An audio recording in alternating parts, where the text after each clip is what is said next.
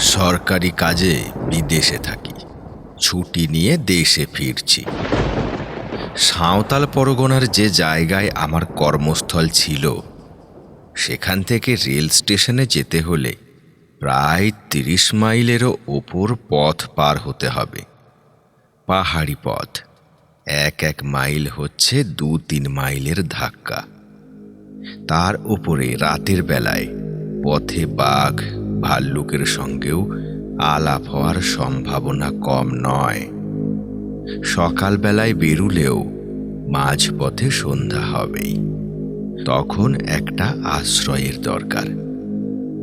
মাঝপথের কাছাকাছি স্থানীয় রাজার একটি শিকার কুঠি ছিল। রাজা বা তাঁর বন্ধুরা শিকারে বেরুলে এই কুঠি হতো তাঁদের প্রধান আস্তানা। রাজার ম্যানেজারের সঙ্গে আলাপ ছিল, তাকে গিয়ে অনুরোধ জানালুম শিকার কুঠিতে একটা রাতের জন্য আমাকে মাথা গোঁজবার জায়গা দিতে হবে। ম্যানেজার বললে, হ্যাঁ, এখন তো শিকারের সময় নয়, কুঠি খালি পড়ে আছে, আপনি এক রাত কেন, ১ মাস থাকতে পারেন।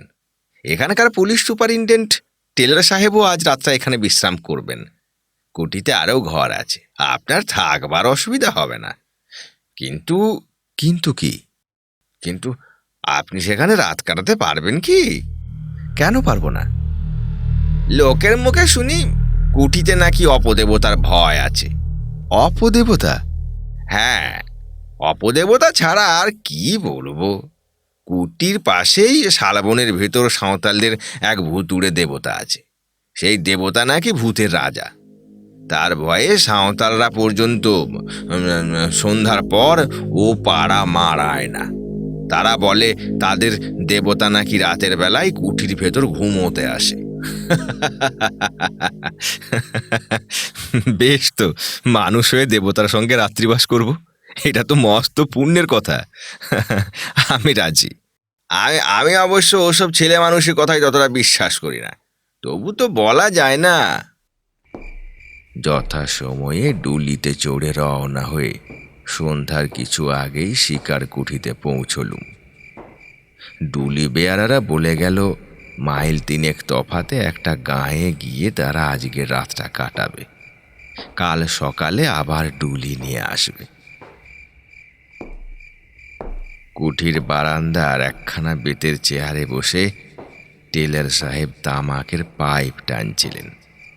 সাহেবের সঙ্গে আমারও বেশ পরিচয় ছিল। আমাকে দেখে সাহেব বললেন, এই যে গুপ্ত যে, তুমি কোথায় যাচ্ছ? ছুটি নিয়ে দেশে ফিরছি। তুমি? আমি হোমে যাচ্ছি। তুমি কি আজ এখানে থাকবে? হ্যাঁ সাহেব। বেশ বেশ বেশ, দুজনে একসঙ্গে রাত কাটানো যাবে, এ ভালোই হলো। দুজন কেন সাহেব, ৩ জন। ৩ জন? ৩ জন আবার কে? তুমি কি আমার আর্দালির কথা বলছো? ও, তাকে আমি মানুষের মধ্যেই গণ্য করি না। না না সাহেব, তোমার আর্দালির কথা বলছি না।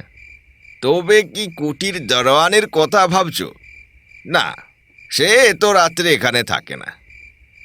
না না, আমি দারবানের কথাও বলছি না।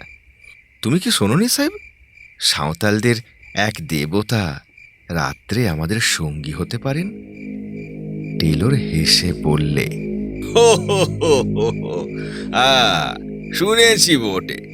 তা সে রূপকথার এক বর্ণ আমি বিশ্বাস করি না।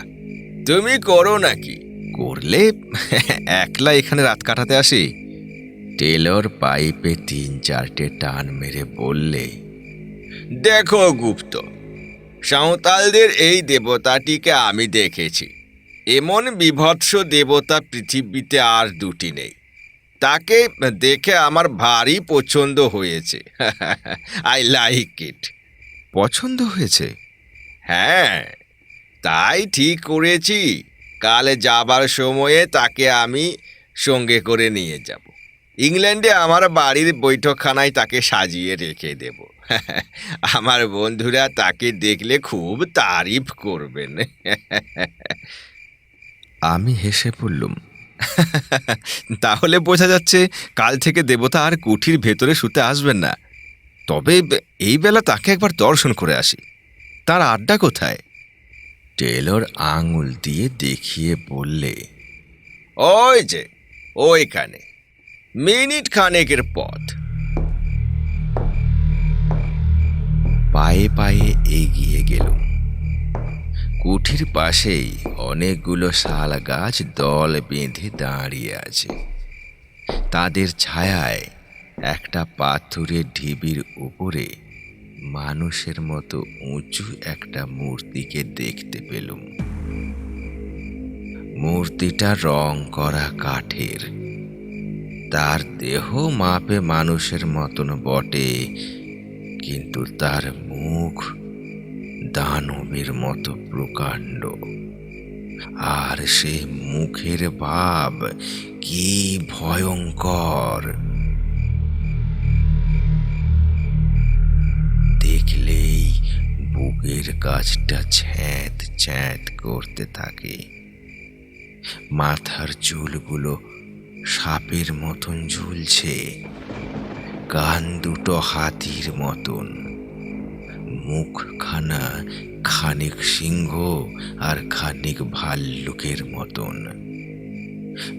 দুটো গোল গোল কাচের চোখ আগুনের মতো জ্বলছে। হাঁ করা বড় বড় দাঁতওয়ালার মুখের ভিতর থেকে রাঙা টকটকে লকলকে জিভের আধখানা বাইরে বেরিয়ে পড়ে ঝুলছে। কাঁধ ও মুন্ডের মাঝখানে গলাটা দেখলে মনে হয় কে যেন একটা লিকলিকে সরু পাখারির উপরে মুখখানাকে বসিয়ে দিয়েছে। হাত দুখানা বাঘের থাবার মতো। কোমরের কাছ থেকে পা পর্যন্ত দেহের কোনো অঙ্গ দেখা যাচ্ছে না। কাঠকে খুদে আর কোনো অঙ্গ গড়া হয়নি। মূর্তির গায়ের রং আলকাতরার মতন কালো, আর মুখের রং খানিক সাদা, খানিক তামাটে ও খানিক হলদে। ভাবলুম, এই মূর্তি যদি সত্য সত্য রাত্রে কুঠির ভেতরে ঘুমোতে আসে, তাহলে তাহলে আমাদের ঘুম এই জীবনে আর ভাঙবে কি? ধীরে ধীরে কুঠির দিকে ফিরে এলুম। টেলর পশ্চিমের আকাশের দিকে তাকিয়ে কি দেখছিল। আমাকে দেখে সে বললে, গুপ্ত, খুব ঝড় বৃষ্টি আসছে, ওই দেখো। সত্য কথা, পশ্চিমের আকাশখানা আচম্বিতে ঠিক যেন কালো কোষ্টি পাথর হয়ে গেছে। ঝড় উঠতে আর দেরি নেই।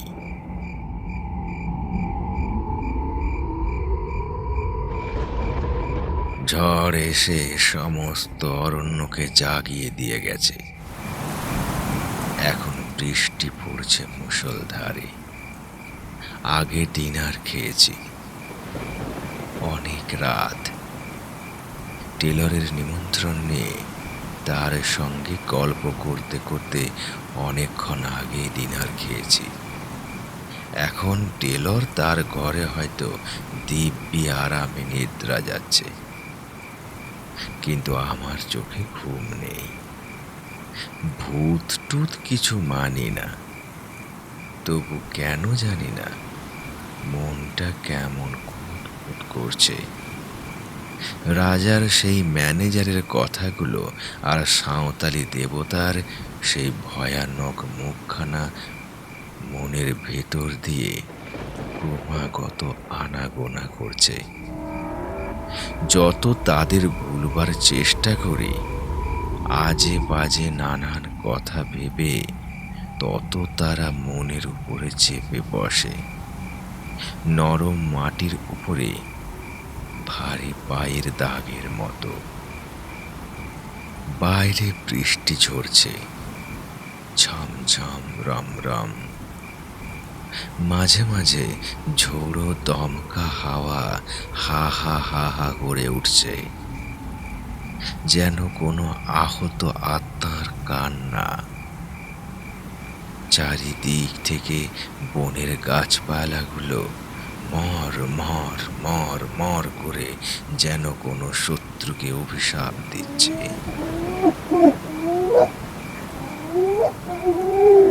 তারই ভিতর থেকে একবার শুনলুম হায়নার অট্টহাসি, একবার শুনলুম শৃগাল দলের মরা কান্না,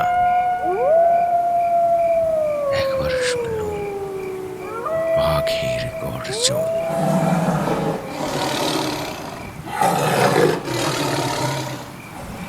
হঠাৎ আমার ঘরের দরজার উপর ধুম ধুম করে আঘাত হলো। ধড়মড় করে উঠে আমি বিছানার উপরে বসলুম। সে কি আসছে? দরজার উপরে আর কোনো আঘাত হলো না। ঝোড়ো হাওয়ার ঝাপটায় দরজা নড়ে উঠেছে নিশ্চয়। নিজের কাপড় সাতার জন্য মনে মনে নিজেই লজ্জিত হয়ে আবার শুয়ে পড়বার চেষ্টা করছি। এমন সময় বাহির থেকে ক্ষণ ক্ষণে ঝাঁঝালো গলায় গান শুনলুম। নাগবরুদের কসেনের গানটা বাড়ি এ তো সাঁওতালি ভাষা। নিশ্চয়ই কোনো সাঁওতাল গান গাইছে। কিন্তু এত রাত্রে এমন ঝড় বাদলে এই হিংস্র জন্তু ভরা গভীর অরণ্যের মধ্যে কে কে সাঁওতাল মনের আনন্দে শখ করে গান গাইতে আসবে? আবার দরজার উপরে ঘন ঘন আঘাত হলো। এবারে আরো জোরে।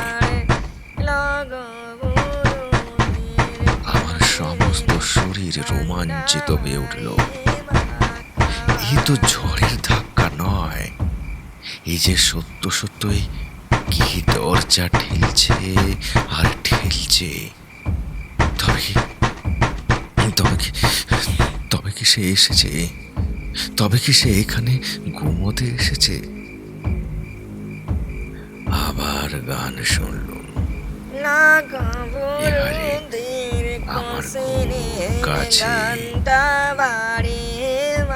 একেবারে কুঠির বারান্দার উপরে সেই তীব্র ক্ষণক্ষণে গলার আওয়াজ। হঠাৎ উল্টো বিপদ। কুঠির ভিতর দিককার দরজায় ঘন ঘন আঘাত। ভিতরে বাহিরে বিপদ দেখে প্রায় যখন হাল ছেড়ে দিয়ে বসেছি, এমন সময় শুনলাম, গুপ্ত, গুপ্ত, ভগবানের দোহাই খোলো, দরজা খোলো শীঘ্রই।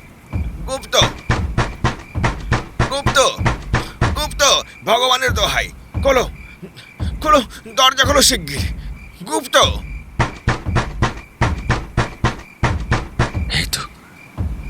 এই তো টেলরের গলা। বাঁচলুম। এ তো টেলরের গলা। বাঁচলুম। তাড়াতাড়ি উঠে দরজা খুলে দিলুম। টেলর হুড়মুড় করে ঘরের ভিতর ঢুকে পড়ল। তার চোখ মুখ পাগলের মতো, তার হাতে বন্দুক। আমি তাকে দু হাতে চেপে ধরে বললুম, মিস্টার টেলর, মিস্টার টেলর, হয়েছে কি? এত এত রাত্রে কি দরকার? টেলর দেওয়ালে ঠেসান দিয়ে দাঁড়িয়ে দাঁড়িয়ে বললে, গুপ্ত,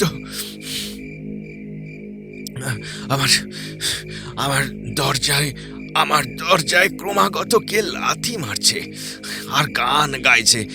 তুমি কি আমার ঘরের দরজার কাছে গিয়ে আমাকে ডাকছিলে? না না, আমি আমার বিছানা ছেড়ে এক পাও নড়িনি, কিন্তু আমারও ঘরের দরজা যে কে নাড়ছে আর কে গান গাইছে। না ওই ওই ওই ওই শোনো শোনো শোনো। গানটা বাড়ি করে আমার ঘরের দরজায় আবার দুবার প্রচন্ড আঘাত হলো। সঙ্গে সঙ্গে সেই গান আহা চমকা। আবার একটা ঝড়ের ঝাপটা এসে দরজা জানলার উপরে আছড়ে পড়ল এবং সঙ্গে সঙ্গে বিদ্যুতের আলোকে স্পষ্ট দেখলুম বারান্দার উপরে কার একটা জীবন্ত ছায়া মূর্তি দাঁড়িয়ে রয়েছে। কেউ কেউ ও কি সেই যে যে প্রতি রাত্রে এখানে ঘুমোতে আসে? আমার মাথার চুলগুলো যেন খাড়া হয়ে উঠল।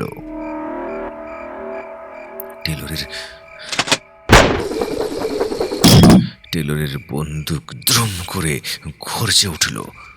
সঙ্গে সঙ্গে ছায়া মূর্তিটা সাত করে বারান্দার এক পাশে আমাদের চোখের আড়ালে সরে গেল। টেলর চেঁচিয়ে উঠল, গুপ্ত গুপ্ত, জানলা বন্ধ করে দাও, জানলা বন্ধ করে দাও, জানলা বন্ধ করে দাও। পা চলতে চাইছিল না, কিন্তু পাছে টেলর মনে করে বাঙালি কাপুরুষ।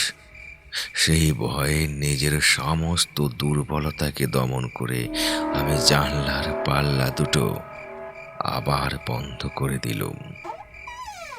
টেলর টলতে টলতে আমার বিছানার উপরে বসে পড়ে বললে, মিস্টার গুপ্ত, কিছু মনে করো না, আমি আজ তোমার বিছানাতেই তোমার সঙ্গে রাত কাটাবো।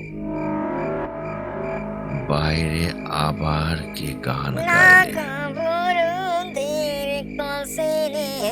গানটা বাড়ি সকালবেলা, কিন্তু তখনও সমানভাবে বৃষ্টি ঝরছে আর ঝরছেই। আস্তে আস্তে দরজা খুলে বারান্দায় এসে দাঁড়ালো। সারা আকাশখানা যেন কালো মেঘের ঘেরাটোপ দিয়ে ঢাকা। সূর্যকে আজ যেন কোনো অন্ধকার রাহু গ্রাস করে ফেলেছে। যতদূর নজর চলে খালি দেখা যায় অগণ্য শ্যামল তরুর বিরাট সভা আর শৈলমালার গর্বোন্নত শিখর, এবং তারই ভিতরে এসে পড়েছে তীরের চকচকে ফলার মতো বৃষ্টির অশান্ত ধারাগুলো। কোথাও পশু পক্ষী কীটপতঙ্গ বা কোনো জীবের চিহ্ন পর্যন্ত নেই। পথের উপর দিয়ে ক্রুদ্ধ জলস্রোত যেন কোনো অদৃশ্য শত্রুকে বেগে আক্রমণ করতে ছুটে চলেছে। হঠাৎ বারান্দার এক কোণে চোখ গেল। কাপড় মুড়ি দিয়ে কে একজন শুয়ে রয়েছে। কাছে গিয়ে ডাকলুম, এই কে তুই? বার কয়েক ডাকাডাকির পর কাপড়ের ভিতর থেকে একখানা সাঁওতালি মুখ বেরোলো। কে তুই? আমি আমি ঠাকুরের পূজারি। ঠাকুর? কে ঠাকুর? যিনি এই শালবনে থাকেন। এখানে কি করছিস? ঠাকুর রোজ রাত্রে এখানে ঘুমোতে আসেন, তাই আমিও তার সঙ্গে সঙ্গে আসি। কাল রাত্রে তাহলে তুই দরজা ঠেলছিলি? আমিও ঠেলছিলুম, ঠাকুরও ঠেলছিলেন। আর গান কে গাইছিল? কেন আমি? এমন সময় টেলরও ঘরের ভিতর থেকে বেরিয়ে এলো। তাকে সব কথা খুলে বললুম। টেলর তো শুনেই মহা খাপ্পা। ঘুষি পাকিয়ে পুরুতের দিকে ছুটে যাওয়ার মাত্র সে এক লাফে বারান্দার রেলিং টপকে বাইরে পড়ে বনের ভিতর অদৃশ্য হয়ে গেল। টেলর বললে, রাস্কেলকে ধরতে পারলে একবার দেখিয়ে দিতুম। ওহ, সারা রাত কি অশান্তিতেই কাটিয়াছে। যাক, যা হবার তা হয়ে গেছেই। এখন আমাদের কি উপায় হবে? কুঠির দারোয়ানও এলো না, ডুলি বেয়ারারাও এই দুর্যোগে বোধহয় আসবে না। আমরা যাব কেমন করে? আমাকে যেমন করেই হোক আজ যেতেই হবে। বোম্বে যাবার টিকিট পর্যন্ত আমি কিনিয়া ফেলেছি। উপায় থাকিলে তোমাকেও আমি স্টেশন পর্যন্ত পৌঁছে দিতুম, কিন্তু আমার 2 সিটার গাড়ি। আমি, আমার আর্দালি, তুমি, তোমার চাকর আর তোমার মালপত্র অতটুকু গাড়িতে তো দৌড়বে না। কাজেই তোমাকে এখানে ফেলে রেখেই আমাকে যেতে হবে। আর্দালি! টেলরের আর্দালি এসে সেলাম করলে। টেলর বললে, আমার মালপত্র সব গুছিয়ে নিয়ে গাড়িতে তোলো। তারপর শালবন থেকে সেই কাঠের পুতুলটা তুলে নিয়ে এসো, কেমন? তুমি কি তুমি কি সত্যি সত্যি ওই পুতুলটা ইংল্যান্ডে নিয়ে যেতে চাও নাকি? নিশ্চয়। হ্যাঁ, আমার যে কথা সেই কাজ। আবার রাত এলো। বৃষ্টি এখনো থামেনি। আমি এখনো কুঠিতে বন্দি হয়ে আছি। টেলর চলে গেছে এবং যাবার সময়ে সাঁওতালদের ভূতের রাজাকেও সঙ্গে করে নিয়ে গেছে। সে আর এই কুঠির ভিতরে ঘুমোতে আসবে না। চোখে ঘুম আসছিল না। একখানা ইংরেজি নভেল বার করে পড়তে বসলুম। ঘন্টা দেড়েক পরে তন্দ্রার আবেশ এলো। আলোটা কমিয়ে শয়নের উপক্রম করছি, এমন সময়ে শুনলুম বাইরের সিঁড়ির উপরে আওয়াজ হলো, ঠক ঠক ঠক ঠক। ঠিক যেন কাঠের আওয়াজ। ঠক ঠক করতে করতে আওয়াজটা আমার ঘরের কাজ বরাবর এলো। তারপর দরজার উপরে শুনলুম ধাক্কার পর ধাক্কা। কি আপদ! টেলর তো পুতুলটাকে নিয়ে কোনো সকালে বিদায় হয়েছে। এ আবার কে জ্বালাতে এলো? নিশ্চয়ই সে সাঁওতাল ভূত বেটা। সে হতভাগা রোজ রাত্রে এইখানে আরাম করে ঘুমোয় আর চারিদিকে রটিয়ে দেয়। কুঠির ভিতরে ভূতের রাজা শুতে আসেন। ধাক্কা ধাক্কার জোর ক্রমে বেড়ে চলল। একবার ভাবলুম দরজা খুলে পুরুতটাকে লাথি মেরে তাড়িয়ে দিই। তারপরে মনে হলো সে কাজ ঠিক হবে না। এই দুর্যোগে বিজন জঙ্গলের ভিতরে রাত্রে একলা আমি এখানে আছি। যদি কোনো দুষ্ট লোক কুমতলবে এসে থাকে, বন্দুকটা নিয়ে দরজার কাছে গিয়ে দাঁড়ালুম। দরজার এক জায়গায় একটা ছেঁদা ছিল। বন্দুকের নলটা সেইখানে রেখে চেঁচিয়ে বললুম, কে আছো, চলে যাও, নইলে আমি এক্ষুনি বন্দুক ছুড়ব। কোনো জবাব নেই। দরজার উপরে ধাক্কাও থামল না। এখনো আমার কথা শোনো, নইলে। বাইরে বিশ্রী গলায় কে হাসতে লাগলো।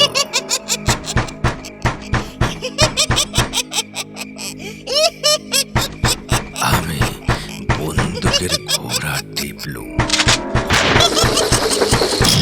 সঙ্গে সঙ্গে দরজার উপরে ধাক্কাও থেমে গেল।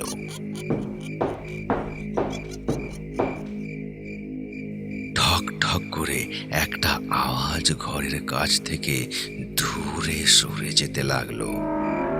তারপর কুঠির সিঁড়ির উপরে শব্দ শুনলুম, ঠক ঠক ঠক।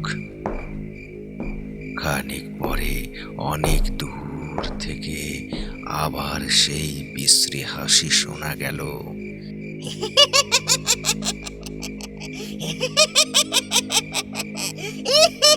সে হাসি অমানবিক, শরীরের রক্ত যেন জল করে দেয়। শেষ রাতে জল ধরে গেল।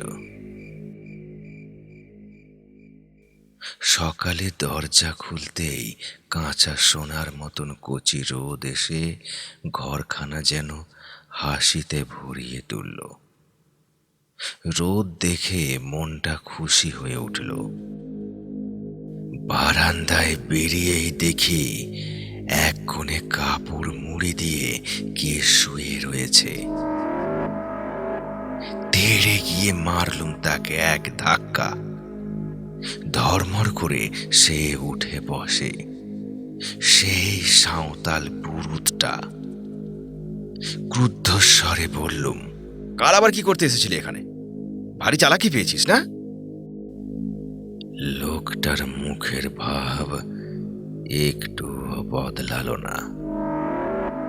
শান্ত স্বরে বললে, আমার ঠাকুর কাল এখানে ঘুমোতে এসেছিলেন, আমিও তাই এসেছিলুম। তোর ঠাকুর কোথায়? সাহেব তো তাকে নিয়ে চলে গেছে। আমার ঠাকুর যেখানে থাকেন সেখানেই আছেন। মিথ্যা কথা, আমি নিজের চোখে দেখেছি। টিলর তাকে নিয়ে চলে গেছে।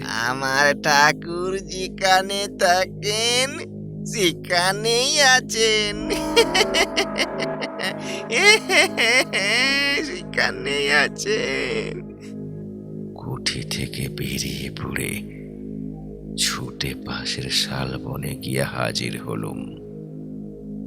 সব বিস্ময়ে দেখলুম ভূতের রাজা চোখ পাকিয়ে লক লকে জিভ বার করে ঠিক সেইখানেই দাঁড়িয়ে আছে। আর আর ও কি, মূর্তির পেটের উপরে একটা গর্ত, ঠিক যেন বন্দুকের গুলির দাগ। গর্তের চারপাশে রক্ত জমাট হয়ে আছে। মূর্তির আরও নানা জায়গাতেও রক্তের চিহ্ন। তবে কি আমার বন্দুকের গুলি? ভাবতে পারলুম না। মূর্তির দিকে আর তাকাতেও পারলুম না। কেমন অজানা একটা ভয়ে আমার সমস্ত শরীরে আচ্ছন্ন হয়ে গেল। প্রাণপণে দৌড়ে সেখান থেকে পালিয়ে এলুম।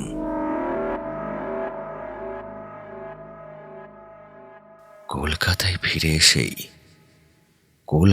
ফিরে এসেই খবরের কাগজে এই বিবরণ পড়লুম।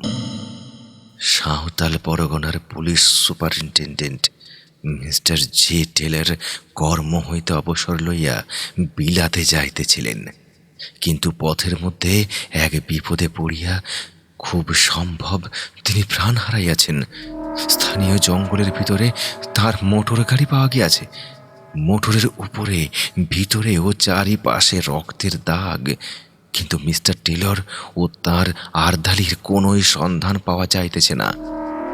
পুলিশ সন্দেহ করিতেছে মিস্টার টেলর ও তাঁর আর্দালিকে ব্যাঘ্র বা অন্য কোনো হিংস্র জন্তু আক্রমণ করিয়াছে। নিকটস্থ জঙ্গলে এক নরখাদক ব্যাঘ্রেরও খোঁজ পাওয়া গেছে। হ্যাঁ, সেই ভুতুড়ে মূর্তির গায়ে যে রক্তের দাগ লেগেছিল, তাহলে সেই রক্ত হচ্ছে হতভাগ্য টেলরের, আর তার আর্দালির গায়ের রক্ত এবং সেই সাঁওতাল পুরুতটাই নিশ্চয়ই কোনো গতিকে খবর পেয়ে ভূতের রাজাকে আবার শালবনে ফিরিয়ে এনেছিল। মনকে এই বলে প্রবোধ দিলুম বটে, কিন্তু প্রতিজ্ঞা করলুম শিকার কুঠিতে আর কখনো রাত্রিবাস করব না। কিসে কি হয় কে জানে। নমস্কার সুপ্রিয় শ্রোতা বন্ধুরা, আজ আপনারা শুনছিলেন হেমেন্দ্র কুমার রায়ের কলমে আজকের গল্প ভূতের রাজা, আর আপনাদের সাথে আমি ছিলাম সতীশ। গল্পটি কেমন লাগলো অবশ্যই কমেন্টে জানাবেন। আর ভালো লাগলে লাইক কমেন্ট শেয়ার করতে ভুলবেন না।